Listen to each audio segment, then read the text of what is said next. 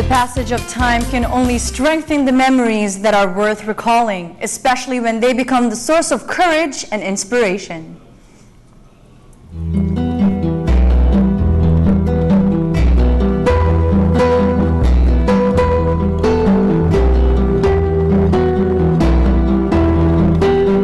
In commemoration of Labor Day and in honor of all those who experienced the difficulties of survival, here is one day in the life of June Lasada, crusader of truth and justice, with the memory of President Aquino as his constant guide.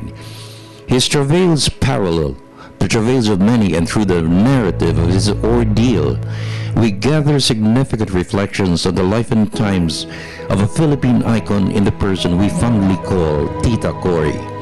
Alam na niya, parang alam na niya yung mangyayari. Sa niya, darating ka sa punto na pakiramdam mo mag-isa ka na lang. Even when that moment comes to you, she was not telling me as if. No, she was telling me as a matter of fact na darating ako sa ganung punto. No? Na pag dumating ka na sa punto yun, do not forget that at the end, truth and goodness will triumph. For the past 5 years, June has trekked an arduous path that demanded great amount of fortitude, perseverance, and purity of heart in order to surface the truth against the powerful corrupt. Kung ano yung mga natutunan ko na ibahagi sa akin ni Cory Aquino, ay maibahagi ko rin sa iba. At yung mga makakarinig sa atin, sana maibahagi rin nila sa iba pang anumang dilim o anumang pagsubok darating sa atin, is that you must constantly endure.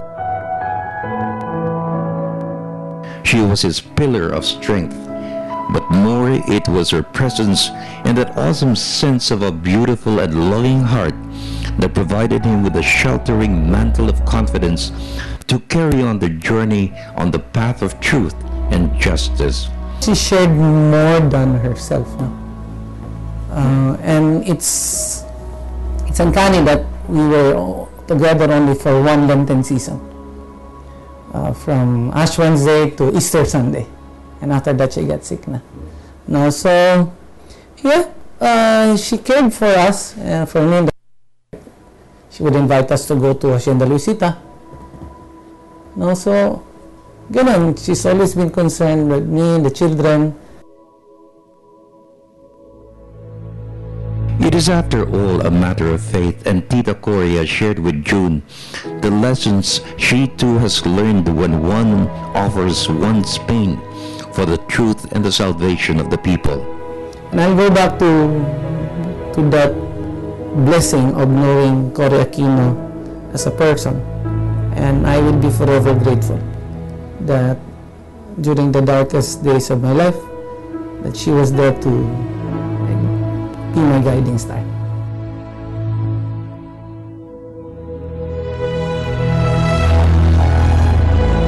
One day in the life of a memory is June Lasada's daily prayer of faith, and Corazon Aquino continues to be his guiding light in the arduous path that leads to the truth.